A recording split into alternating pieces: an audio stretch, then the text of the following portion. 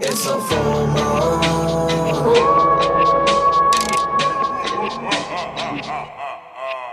I came on the mic just to murder beats, and now I'm ludicrous to disturb the peace. And now I look at rappers like a herd of sheep, and when I look around I get the thirst to eat. Throw rhymes like knives to the first to bleed. Speak under your breath if you heard of me. Nobody burning me up. Hey everybody, how are you doing? Welcome to the Body Bag Podcast. As always, I'm your host, Broke Runner Dave. And always, I got my co-host, Chris Thomas. Yeah. What's good, everybody? And this week, we have another special guest with us. What's going on, guys? Tag. He's released 2 albums so far this year, Mr. Youssef and Mr. Youssef Part 2. Both of them are loaded with bangers, so go ahead, check those out. I was up all night listening to these Tag? songs. Yeah. What's going on, Tag? What's going on? I appreciate the introduction. Yeah, that's me. That's me. 2 albums. Still putting out stuff. Actually, just released a freestyle today on YouTube, and it's actually another podcast I did about last Sunday. So I think you guys will find that pretty interesting. You just dropped it today? Yeah, it's on YouTube. I just put it on Twitter, Instagram. I know we've been getting set up here, so probably you haven't met your feed yet, but you'll eventually see it. Yeah, I'm going to just check dropped it as today. soon as we're done with this. Yeah, definitely gonna have to check that out. Yeah, I'm sure you guys will like it. Like I was saying earlier, you are our first musical guest on Body Bag Podcast, which is pretty cool. We usually have had authors, but Oh no, I was gonna say I just honored, to be the first musical guest on here. I actually like what you guys are doing as far as doing movies and stuff. Since it's October time, it's great to do like a scary movie, horror movie. or we'll see how popular that this podcast goes well past Halloween. Hopefully people will still be listening and not just because it's Halloweenish. That is the goal. Yeah, exactly. So how long have you guys been doing this actually? When was Fear Street? We started in the middle of August, so Oh, this is Yeah, episode 10, so we've been doing it like once a week. yeah, so Oh, you guys are consistent. yeah, That's 2.5 months, yeah. And we're just started to put out some new stuff. We did our very first Versus episode a couple of days ago, which we dropped last night. Oh, nice. Yeah. That's a good idea. It's actually a really good idea. There's just not enough hours in the day, though. Like, Yeah. you know how long editing takes, so working a full-time job and then having to do this. Yeah, especially a movie that's 2 hours of editing. Yeah, that's a lot of work. I completely understand. But you want to get us kicked off there, Dave? You had some questions for Yusuf here? Yeah, I got some questions for you. Tag. Yep. Tag. Yeah, whichever one you want to call me. Yeah. So, like, have you always wanted to be a rapper? Like, what inspired you to go into hip hop? Yeah, growing up, always had like an interest in music, like an excessive interest in music, way beyond others from what I've noticed. Like I would just always listen to music, record it on tape, back in the day when we just had tape and Tape. burn I remember CDs. those days, yeah. For you kids out I would- there. Yeah, all the kids out there, Wait for a certain song on the radio and then record it on the tape. Yeah. Exactly. And if you didn't catch it at the right time, then you had to like wait for it to come back again. Oh man, Yeah. that was me. That's what I did. And writing on tapes, writing on CDs. And yeah, then I just started getting into writing a lot more. And I was doing it for fun. Okay. And then I started getting, people was telling me, hey, that's pretty good. You should keep doing it. And it started with 1, 2 people. Then it kept growing to like 10, 15. And multiple was like, hey, you should keep doing this. So, and I thought it was like pretty fun. And once I got out of school, I'm like, all right, I can't really make this a career, I think. So I went to like college because I think that was the right thing to do, like everybody else, right? Right. Yeah. When I was there, I was kind of like just cutting class and like going into the music classes. And then that's kind of how I got into music. And my first mentor I met at college actually was the professor. He was the engineer for Hotel California from the Eagles. Wow. Yeah. That's And crazy.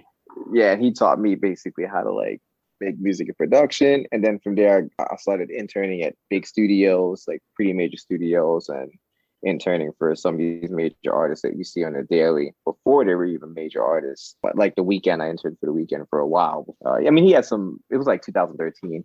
And then now you can see where he is today. Yeah. But that's why I met my team. And now I'm just putting out music as much as possible. Got some big records under my belt as far as like a producer engineer. But now I'm pushing my own stuff a lot more. That sounds great. That's a cool thing to look back on and just see the journey and just sit back and appreciate, like, man, I started in high school and it only took a couple of people telling me that I could make it. And here I am now. Yeah, exactly. Yeah. And in a sense, like I pretty much made it, as far as with the success with records I've produced and being in the background in engineering. Now it's more making it as an artist myself, Yeah, totally. That's awesome. Yeah, I totally get that. Yeah. Yeah. I'm sorry. I know you guys probably had more questions, right? Oh It's yeah, okay. Yeah. that's fine. We both had some questions. Yeah. Dave was gonna do his, and then I was gonna ask some questions. Yeah, sure. I'm ready for Yeah. the next. All right. Well, like Chris and I are both aspiring writers, and you're in hip hop, and like a lot of people will tell you their pipe dreams. Have you ever had like days where you just kind of doubted yourself? And if you have, what did you do to kind of like pull yourself out of the funk? Oh yeah, a lot of times. A Yeah. lot of times. What I would just kind of, now that I'm older, right? I could kind of Yeah. reflect and see what I did, or when I go through that struggle. I think it's a balance. You need a balance in life, because it's Yeah. all about, in America, hustle, hustle, hustle. Right, right, right. You're working a full-time job. And then on Right. top of that, you have to be creative. So you're basically, an entrepreneur, or striving to be an entrepreneur by putting in the time you have off into it, So Yeah. what happens to us, what I've noticed, is our energy. And if we don't balance it out, we're going to fall. So the way I keep it up is like gym. Sometimes I'll just go see a movie. Like by myself. I would say, you know what? I'm not into it right now. I'll kind of pay attention to my energy. Like, you know what? I feel like going to see a movie. So Sometimes you need a little bit of you time. Exactly. Yeah, Yeah. exactly. And once you start watching a movie, you start doing things, the ideas come, because when you're watching a movie or listening to music or something, those people had ideas too, right? Yeah. So it kind of like feeds your energy, because when you get into that funk, it's because you're in your head too much, is what it is. So when Yeah. you're in a funk, do you usually go to listening to music so you can go, all right? Do you go to music so you can get inspired when you're in a funk? Sometimes when I get writer's block, that's what I do. If I can't like write and I really want to, and I'm into it as far as the work process, but not creatively into it, then I'll start listening to other music and seeing what's out there, who's really like killing it, and try to like get inspiration from that. And it's worked a lot. Sometimes I'll listen to a new artist that people were putting me on, and I'll listen to them, like, ooh, or her. And next thing you know, I'll write the next song in like 10 minutes, just because I kind of feed off of that. Try to make the most of that like adrenaline rush that you get when you like get something. Exactly. Yeah. Exactly. Yeah. So I think that's what it is, a balance too, just kind of sometimes you need to hang out with the family or get some sleep. That's like a big thing. That's a major thing. I feel that one. There's a lot of times when we're only on like 4 or 5 hours of sleep. Yeah, and that'll do it to you. I think Yeah. that's like the major one. I'll put that as number one. A lot of people is like, oh, you sleep when you're dead type thing. Nah, man, get your sleep, because it's very important. Refresh your mind that way. Like I said earlier, you put out 2 albums this year, Mr. Youssef and Mr. Youssef Part 2. Is there any like song on there that just means so much more than the rest, or it just kind of sticks out to you that you made? That's a good question, because I actually think about that sometimes. And Yeah. the funny part is the one that has the most streams, which is Dark Roads. Actually, I had a feeling about that song. That was the song that put me onto you. I think that was the first song of yours I heard. Well, since we're all Dark talking Roads. about Dark Roads, that was one of my things that I had to talk about too. So Yeah, it's kind of interesting, because I knew that like sometimes I know what songs will stick and what songs really like mean a lot, just because like I was talking earlier, I used to just listen to music all the time, record it, and then I would know what the hit song was going to be before it even came out on MTV or whatever. So this song kind of falls along the same lines. I'm like, damn, this one's special, because the more we created it, the better it got. Like, okay, we did the verse, okay, it sounds great. We did the bridge, okay, this sounds great. Like, and we kept adding sounds, like this song is just getting better and better and better. You mind if I stick with Dark Roads for a second? Because I had a question or two about that. When I came across it, I was definitely vibing with it. That's the kind of music that I can definitely see myself like driving down the road at nighttime just thinking. Mm-hmm. And I love the very smooth and somber piano. It's very. Oh yeah. I'm really into that kind of somber, very contemplative tone. Now I had a theory, because the beat is very simple. It's about 5 or 6 piano keys with about 2 chords to it, and it's very hummable. I was going to ask, is there a science to making a catchy beat? Because I always thought simplicity was better, because you want something that's going to be hummable, that your audience can hum. So I would think that you would want to go simple when it comes to making a beat. Am I kind of correct in that? You are, yeah. It's all about the melody. Before even the lyrics come, I actually would hum my flow and my melody before I know what to do to it, knowing the key of the song, following it, knowing to create the melody to have enough space for the vocals, like a song like that. That song actually did the hook maybe 3 or 4 years ago, and we found it. We're like, ooh, this is nice. And the beat wasn't even like what it was when you heard it. It was actually very much more simple than that. And we're like, man, we like this piano with that melody. So then what we did is we took that and then we built on it. You know what I mean? We built on the strong melody. We already knew, hey, this is strong. Let's build it and make it stronger. Make people want to listen to it. So as soon as you heard it, you were like, this is the beat that we're talking about. Let's make it into something great. Exactly. Yeah. Because I just have so many melodies and songs just sitting there. So we'll sometimes kind of going off with being consistent when you're in a slump is if we'll go into the hard drive and say, hey, let's see what we have that we never really finished or is just sitting on the hard drive. So that was one of the songs we came across. We're like, ooh, this is nice. So I'm with the QST. It's 3 of us and 2 other guys. One of them, he plays all the instruments. The other guy's more programmer with the drums and stuff. And he's actually has a Grammy and platinum records himself. And he actually, grabbed that one and started like enhancing it. And then my other guy started playing the piano more that you liked. And that's how we come across it. Like, it's just, we just knew that was a good song. Well, yeah, there's a reason why you said that's your most popular song. Is that what you said? Yeah. Oh, yeah. There's a reason because it's an awesome song. Yeah. Oh, appreciate Great song. it. Yeah. Glad you guys like that one. Yeah. Yeah. We put a good amount of work in that one, but sometimes those songs take time. Like the chorus itself is maybe like 4 or 5 years old, but the verses, I probably wrote them like, obviously it's like a year old now, right? The song. So that's when I wrote it, like right before I put it out. I was like, well, let me finish my verses. I just have one more question for you. Yeah. Who would you say is like your biggest influence in hip hop? Is there one artist that stands out, or is there a bunch of them? Bunch. I would say 4. Okay. I could automatically think about is Jay-Z, Nas, Eminem, and Kanye West. Yeah, those 4, and then obviously, like the Big and Pops and stuff like that. Like obviously, I find greatness in a lot of artists, and I've liked more of the simple artists too, like Snoop Dogg, who's not too much of a super lyricist, but he has that voice and that flow. Yeah. Because that's important too. People don't really think about that, but those 4 probably is like influenced me a lot. Like I had the time period where I just like was obsessed with that type of artist, like Nas, Jay-Z. Then when Eminem came out, I was like, oh wow. And then Kanye, I was like, whoa, this is you know what I mean? Right. So I used to bump Kanye all the time. Yeah. So people actually kind of say I'm like a mix between a Kanye and Eminem. Yeah, I could hear that. Which that's what artists like kind of you kind of become a combination of your favorite artists. Yeah, I would imagine so. You would yeah. want to take a little from column A, a little from column B. Yeah, exactly. So yeah, that's pretty much who's influenced me the most. Okay. All right, we're gonna stick with the artists for a second. So I got a list here. I'm gonna name off 2 artists real quick. You just tell me which one you're listening to. Okay. All right. Eminem or Jay-Z? Ooh, that's tough. That's a tough one. That's a tough. Like presently, like if just then their entirety of work. Oh man. Should I circle back to that one? I'll answer it. I think maybe Eminem. To tell you the truth. Eminem. Okay. How about Drake or Kanye? Oh, Kanye. Hopsin or NF? NF. Tupac or Biggie? Ooh, that's a tough one. That one had to be on the list. You said Tupac. Yeah.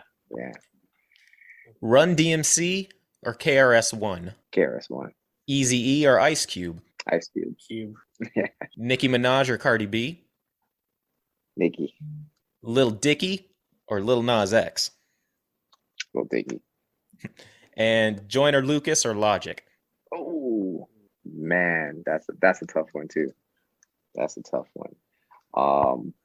That's a tough one. I might have to go with Logic.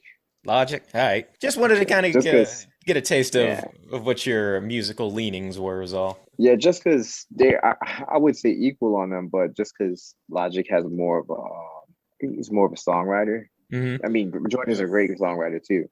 Like he's a great storyteller, but I think Logic has more songwriting. Yeah, I get you. Yeah. So we had already talked about Dark Roads, but the other song that I wanted to talk about was Problems. Oh, okay. Problems with Sims. Is that how you pronounce his name? Yeah, that's right. That's right. Yeah. Rap music and just music in general is a great vehicle for social commentary, and taking just jabs at society in general. Is there anything that isn't on the table to touch on in your music, or have you gotten any kind of backlash for anything that you might have brought up in one of your songs? Not yet, and I don't think it's reached enough to even get a backlash yet, but I would probably choose that one to get some backlash if it was.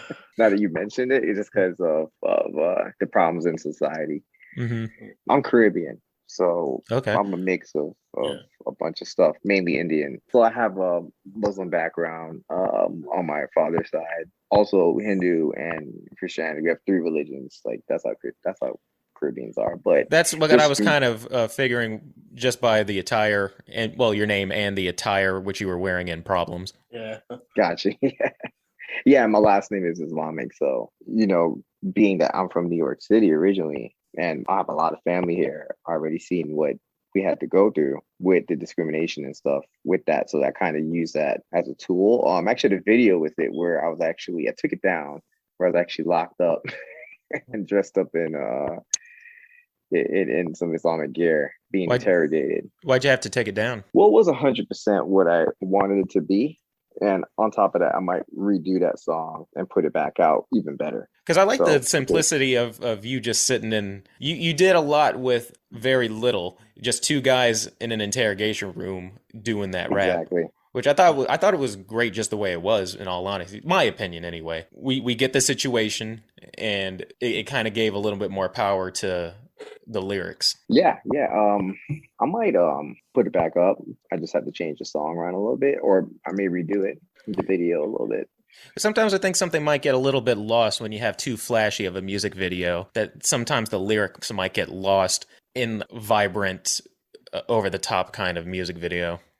So I thought that was just a nice, simple two people in one room. You can kind of focus on what's being said. Yeah, you saw it on YouTube? Is that yes. You saw it? On your page, on YouTube page. Interesting, because I have it unlisted, so I'm surprised. It was weird. I came right up. Wow, that's pretty interesting. Maybe that's fate saying you can't take it down. It's too powerful.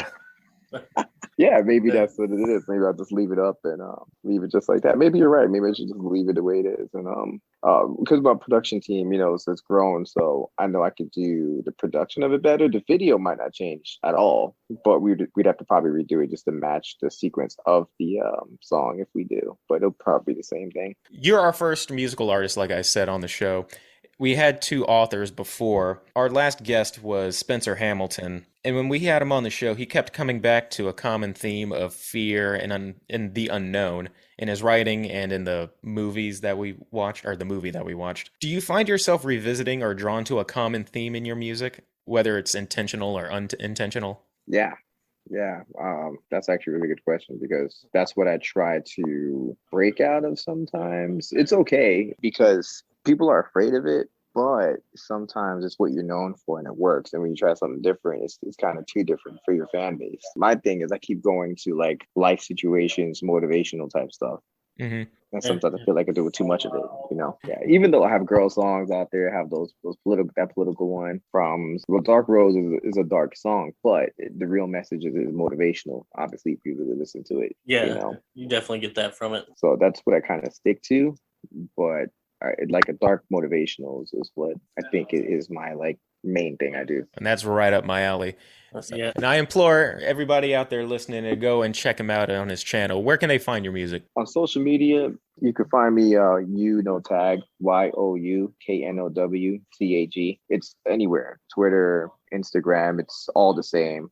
The handle doesn't change anywhere else. I kept it like that, so I'm very easy to find. Spotify, Apple is just tag TAG, or Truth Around Greatness is what doesn't mean in the name, so you could find it. YouTube, same thing, Tag. Yeah, anywhere you can find it like that. So you guys heard it. You have no excuse not to go check this guy out. This is awesome. I'll make sure to share a link to your Spotify page on Twitter today, just so people can find it a little easier. Yeah.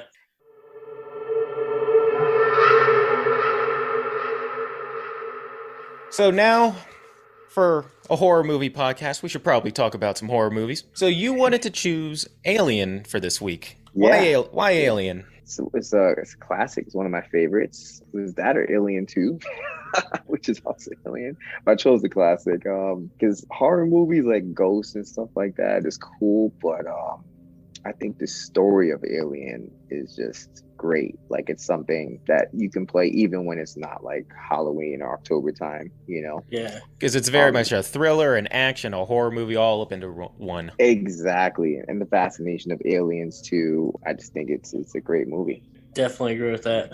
I mean, I watched 1 and 2 because I feel like if you watch the first one, you kind of have to watch the second one right afterwards. Exactly. 1 and 2 are like the best of the best. Yeah. So those two are just great movies. 3 was all right. But after that, then it kind of fell off. Yeah. Yeah. The new ones were pretty good. What were they called, man? Alien Covenant, I think it's called. Alien Covenant. Yeah. Covenant, yeah. And then there was another one. Alien versus Predator. Oh no, it was Resurrection or something. Was it something like that? Alien Resurrection, I think it is. And then there's also Prometheus. That's the one, Prometheus. Yeah. Yeah, how it started. Yeah, that one was pretty good. Yeah. I thought.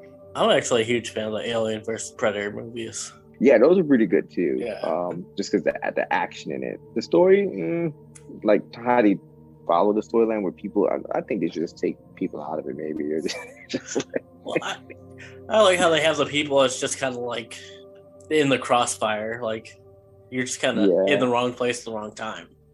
Exactly.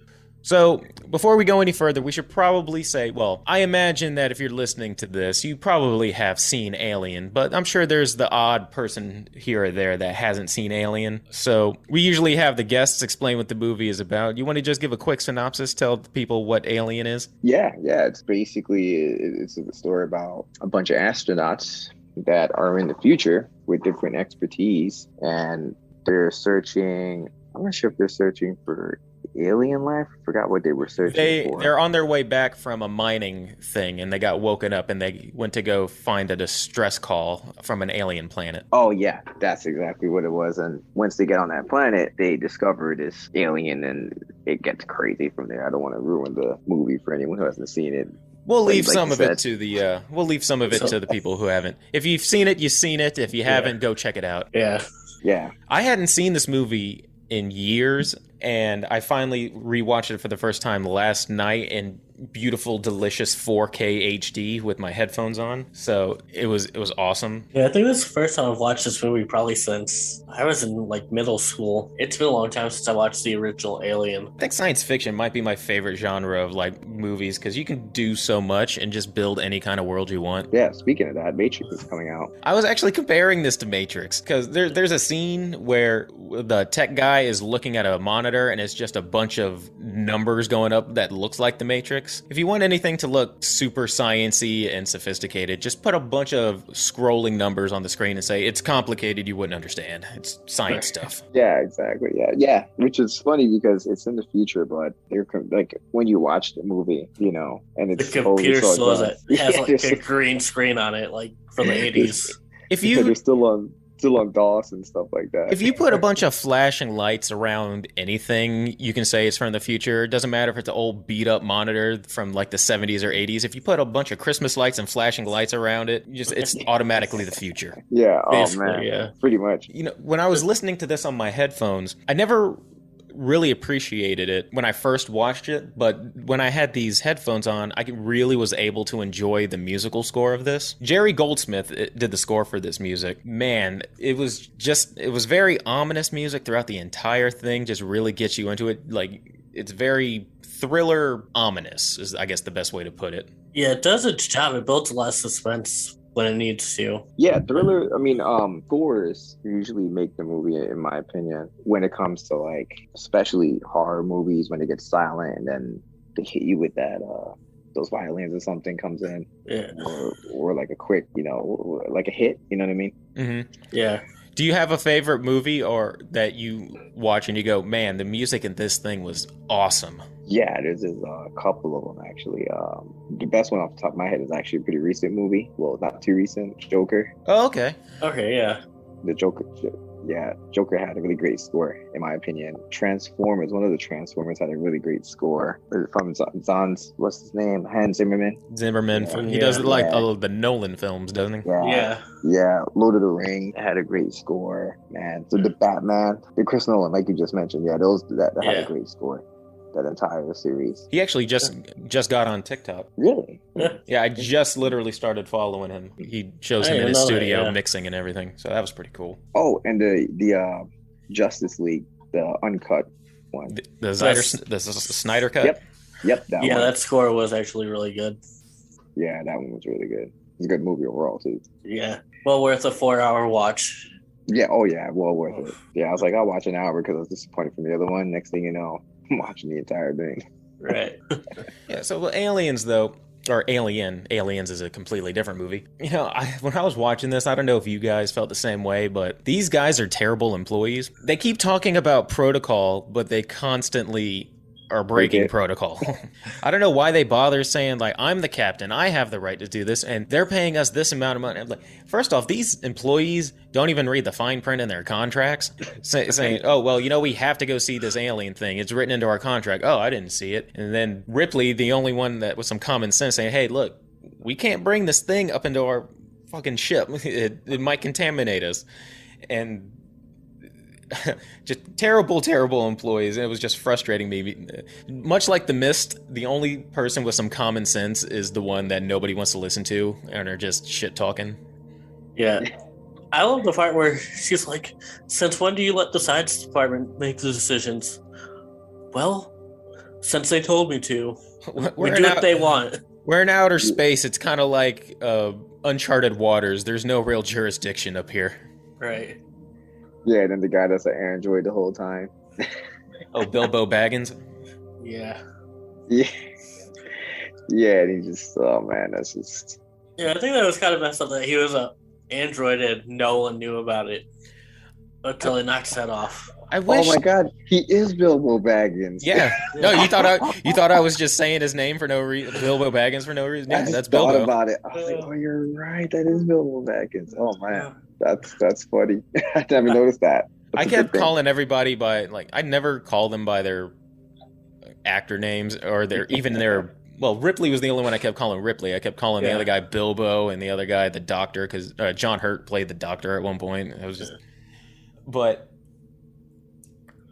yeah, just, oh wait, damn it. Shit, I was just about to say something. And you lost your thought? Oh. Yeah, I was so distracted about him realizing that was Bilbo. I mean, I don't think I even realized that until you said something. I was like, huh, all right. Yeah, my bad. I didn't mean to ruin your... Oh, no, it's completely fine. I'm sure I'll remember it later. Yeah. Or not, whatever. But now... Alien movies. Is this your favorite one? Not of the Alien series, but I'm talking about like an alien movie about aliens. Oh, gotcha.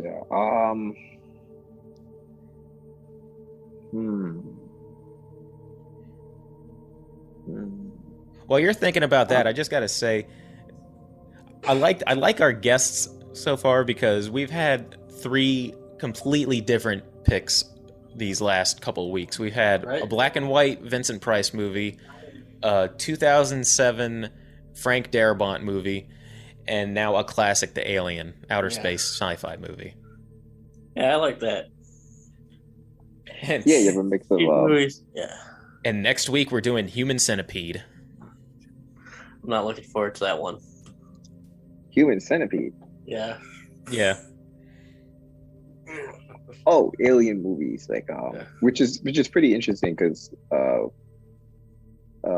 what's her face is an alien, Sigourney Weaver. Yeah, she's the main actor. So,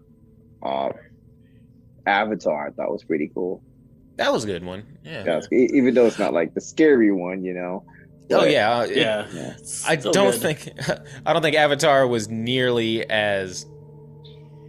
Definitely not scary. Yeah. No, I was gonna say nearly as great as people were making it out, but I mean, I loved it, but I don't know. Best Picture, I don't know. The movie, I thought it was pretty. Here's the thing: you have to like. It's great because of if you see it in 3D, like IMAX, like when it first came out. Oh, I saw it in 3D IMAX. Yeah, but as far as like once you see it on like TV and stuff like that, okay, this is just like a good movie. It's not the like spectacle I loved. Yeah. But I mean, it was pretty much Pocahontas and Dances with Wolves in terms of the story. Yeah. right, exactly, yeah. But I mean, apparently it took him like 10 years to make that because he had a vision of what it wanted to look like, and then he had to wait for technology, I guess, to catch up. Yeah, because he nailed that.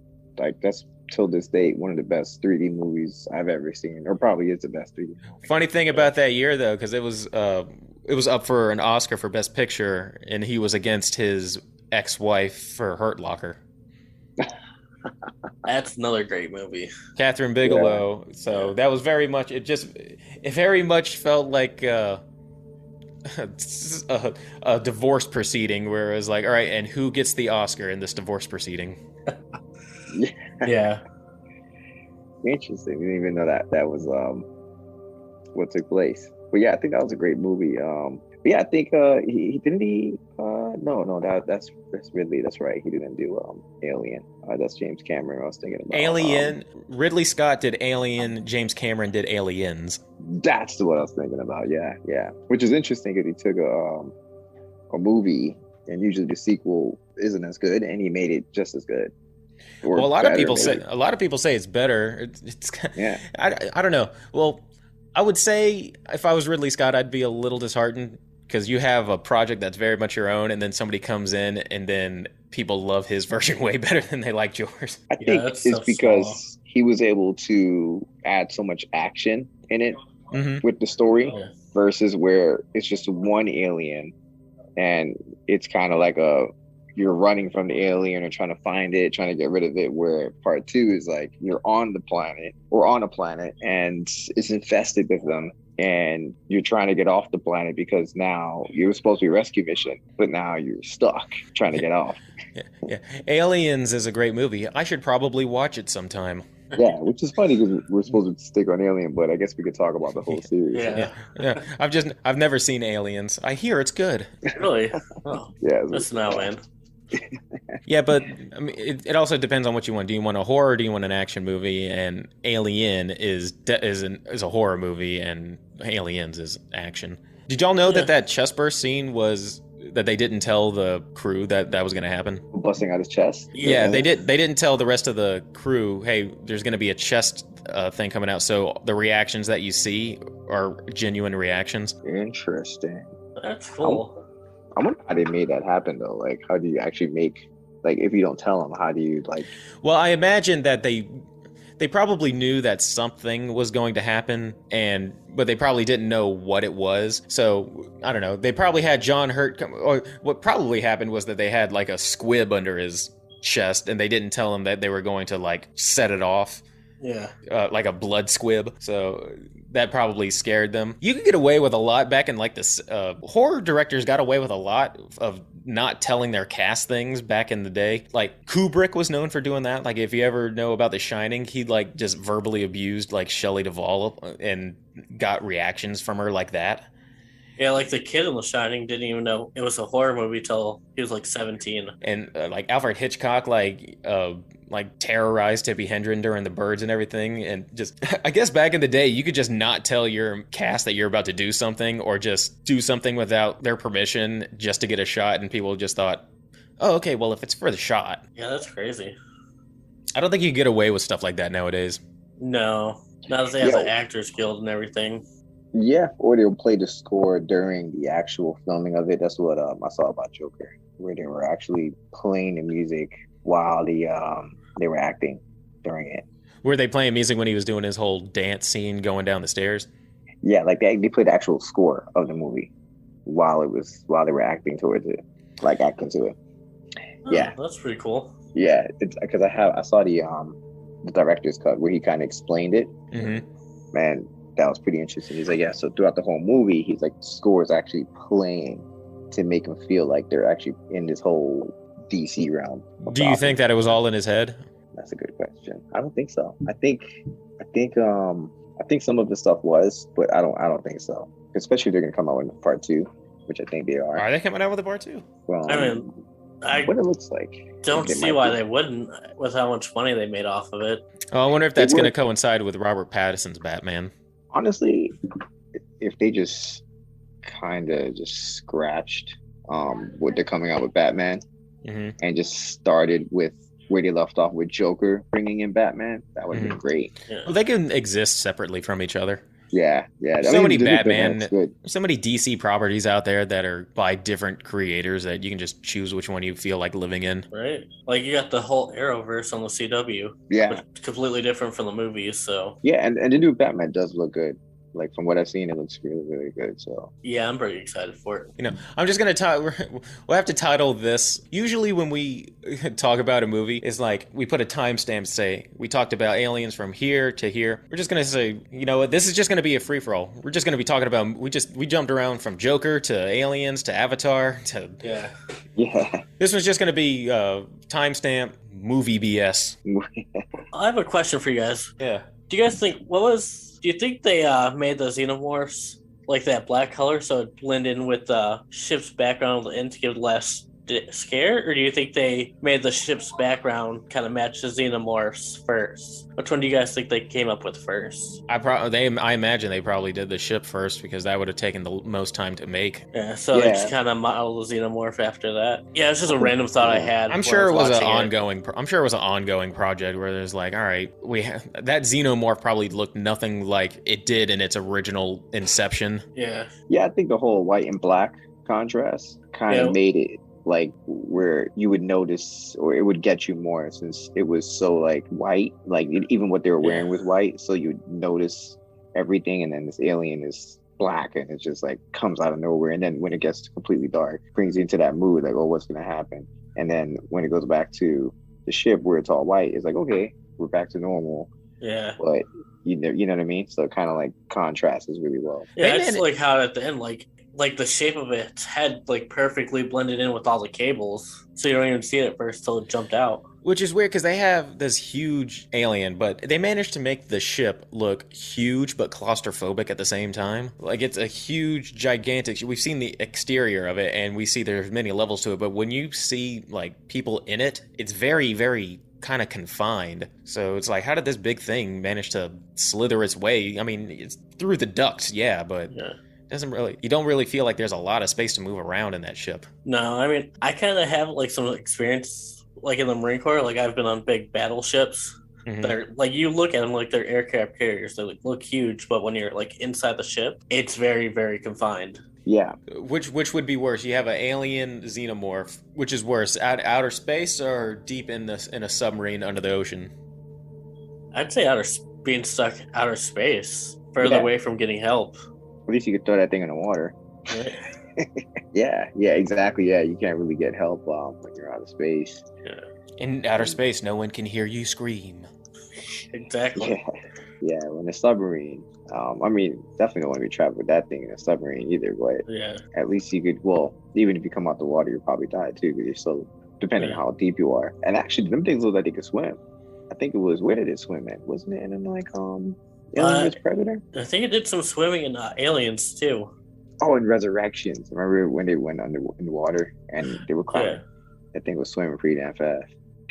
Yeah. Well, yeah, I think it'd be easier to get rid of when you're in space, just kind of like how Ridley did. Just go on a spacesuit and try to kick it out the airlock, but if that don't work, you're kind of screwed in space. Yeah, well, they were screwed because they had no guns on there. Really. Yeah. This is bugging me because I wanted to bring it up, but it has nothing to do with this movie, but it's another alien movie. And I, for the life of me, can't remember what it's called. Perhaps either of you gentlemen have seen it. There is a scene in which a guy is on like the alien dissection table. They put some like black goop over his face and shove a thing down his throat and basically are experimenting on him, and he's like covered with this latex looking kind of thing. It's supposed to be based off a true story, or a guy's true account of a story that he said he was abducted by aliens and that they experimented on him and stuff like that. I want to say it's called like Burning Sky or Fire in the Sky or something.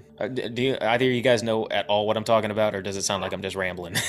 Is it a found footage film? It's not a found footage film. It's based off of a guy's account of what happened to him, and it's a Hollywood movie. I didn't hear about that one. I heard about it. What was it? third kind or whatever, or fourth kind. Fourth kind. Oh yeah, that combined kind. found footage and stuff like that. That was a pretty interesting one. It's not War of the Worlds. Fire in the Sky. That's what it's called. Fire in the Sky. I don't know if You want to get creeped out? If you want to get creeped out, if you go on YouTube, you'll find the scene that I'm talking about. That's a rough scene to watch. Like, since we're talking about aliens, I just thought I'd bring it up. Just a little shout out, a little mention. Fire in the Sky. It was 1993. Yep. Interesting. I think I see the scene you're talking about. Are you on Google checking it out? Yeah, that's what I just did. Like, they have that scene on YouTube, and YouTube has come a long way from stuff that they were allowed to show and not allowed to show. They'll show anything on YouTube now. Yeah, We've watched 2 movies on YouTube. You can just watch R-rated movies now on YouTube. Yeah, as long as you sign into Google and you're 18 and over, you can watch whatever you want. That's what they're looking for, because you have your age in there. So as long as you're of age, they don't have to verify anything. Yeah, that's true. So let me just go ahead and bring this around to kill of the movie. Ooh. We usually have to finish talking about our movie by talking about the kill of the movie. What was your favorite kill of the movie? That's a good one. Probably killing the alien itself. I'll take that one. So the actual killing of the alien? Yeah. When in space, and when they do it in space, because it's funny because since the movie's pretty old, once it's in space, you can tell it's like a dummy. Yeah, it's just boom, boom. Whenever they shoot something out into space, it made me like when John Hurt's character gets killed and then they threw his body out into space. I just thought it was really funny. It wasn't a very somber and just let it float out. It just get that shit out of here, and just threw it out. Yeah, because in the actual Alien movie itself, they don't really show how some of those kills actually, Mm-hmm. Yeah, they're more snatched up. Yeah, it was something's about to happen, and then black darkness. Yeah, that goes with kind of what Spencer was talking about last one. Sometimes not showing something is a lot more intense than showing something on screen. Yeah, it's effective and it saves on the budget too. So, but on the opposite side of the spectrum is my favorite kill, which is the chest burst scene. Oh yeah, that was probably the best one. It's pretty gross. And just knowing the story that they didn't tell anybody it was going to happen. It scenes like that make me wish that, because when I went and saw this movie for the first time, I had already had it spoiled just because it's a popular movie and you hear references to Alien and whatnot. So I already knew about Bilbo Baggins being an android, and I knew that the chest burst scene was going to happen, and I knew what the xenomorph was going to look like. But I know that if I had seen this without knowing anything, that this movie would have been 20 times better and awesome. Right. And I just know something like that scene would have been really cool too. Yeah, as an actor, that'd probably be pretty cool to experience. That is true. What about you there, Dave? I'm gonna go with the android death because he was just pissing me off the entire movie. So I was happy to see him go. Yeah. I was gonna say that one too. That was funny. Yeah. He already is kind of irking you a little bit in the beginning when Ripley's like, "No, we're not bringing that infected dude in here. Leave it." And he's just airlock open. Yeah, they hit his head off, and it's because this is an older movie. It's funny, what's going on? Yeah, it wasn't oil color. It's just white color coming out of him. Okay. Yeah, that's a great one. So I figure I should probably ask this since we talked about aliens. Yeah. Do you guys think there's actual aliens out there, or do you think we're all alone in the universe? In our solar system, I think that the aliens are more like microbes. Not necessarily humanoid creatures walking around, but within our area, probably the full extent is probably microbes and bacteria kind of alien. You were going to say something, Yusuf? Yeah. I definitely think there's aliens out there. Like you said, maybe not in our solar system, but if you think about how big our galaxy is, how much planets there are. There's probably more planets than people on our own planet. So I'm sure there's a dog or something running around somewhere on some other planet. If the universe is infinite, then we can't be the only living creatures sitting around. It's statistically impossible for that to be the case. I just think that's a reason why we really haven't seen any or met any. Is space is too large and just space travel's very, very difficult. Either that or they have seen Earth and what it's like over here and they're like, fuck that. Exactly. Aliens lock their door when they drive past Earth. Yeah, like these fools are way out of date. Like they're like, that's the ghetto there. We'll come back in a couple of millennia, and hopefully they'll get their act straight. Come back when they figure out renewable fuel and shit. Like these guys are. I'm sure they look at us like the way we look at some indigenous tribe in like the jungle that have no electricity and are still wearing loincloths and whatnot. Right. Yeah, throwing like arrows at them and shit. Like. Oh, that's adorable. These humans have nuclear weapons. Wait until they get to the real world and they see some weapons that can do real damage. Right. Exactly. Destroy their planet in like one button. Right, like the aliens have like Death Stars from Star Wars. Exactly. Yeah, that would be a very scary thing. Right. Yeah. But I definitely think they're out there. Just not sure if they're as smart as us, but yeah, I'm sure there's probably some really, really, really intelligent alien life form somewhere, out there somewhere. Yeah. Well, there's a little mini series on Netflix that show like what they think like aliens would look like on different planets. Like planets with like more gravity have like it's like with these conditions, this is what they would end up looking like. Yeah, it's actually very interesting. I think it's called Alien Worlds. I might watch it.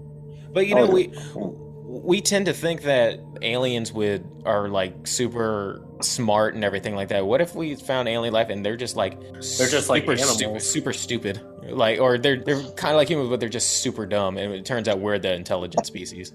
Yeah, that would be depressing. Consciousness is something that's really rare, so that would be kind of depressing because I'd be like, so there is alien life form, and we are smarter than it. So this is the best we can do, huh?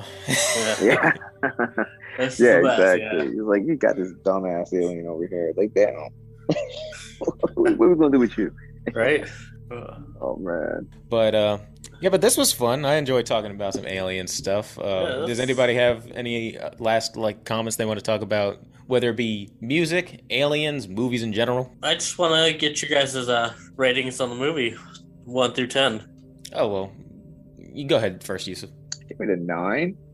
Because Aliens, I think, was better, the sequel. So I give that a 10. But I like a 9, yeah. Okay. I've seen this movie twice now, and it's not one that I watch regularly or even every year.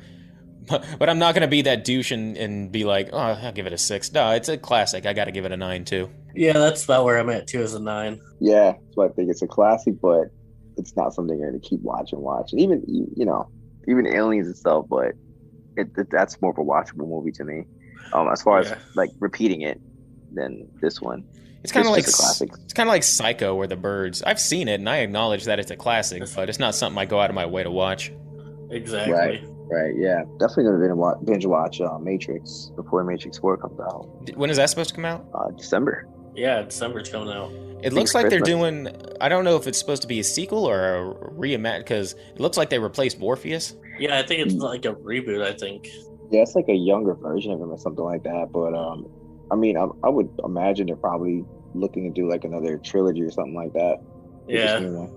You ought to watch the animated version that the movie was based off of. Did it come with like the Matrix Deluxe? And I think I have one where it's like 20 minutes to 30 minutes, or is it like an actual 2-3 hour movie? I don't know. I just know that there was an animated version that a lot of it was based off of. Because I think I do have like a deluxe DVD thing where it's like Matrix 2, Matrix Reloaded, and then like the animated one. So I did see this, the Animatrix. Yeah, Animatrix. That's what it was called. Yeah, I've seen that one. One more question: who's watching Halloween Kills tonight? I got work. I've seen the other one. Like it's like how many times? Yeah. And they remake this movie, so it's like let Jamie Lee Curtis retire. I figure I have Peacock, so I would just enjoy my night at home and watch it. I might go see it on Sunday or Monday. And that is it. Once again, thank you so much for being on with us, Tag. Yeah, man, appreciate you guys, man. This is great. So we'll do this again. I'm down to do it again. Definitely, yeah. Yeah, you have everybody who comes on the show has a standing invitation. Yeah, just let us know if you ever want to come back on. We'll make it happen. Sweet, yeah, Talk man. some more Definitely. music, talk some more horror movies. Yeah, why not? I'm down for it. Cool, guys. All right, thanks for having me. I'll see you guys on Twitter. All right, thank you, man. Appreciate you being here. All right, and everyone else, you guys have a great week. Thank you for listening. Take it easy.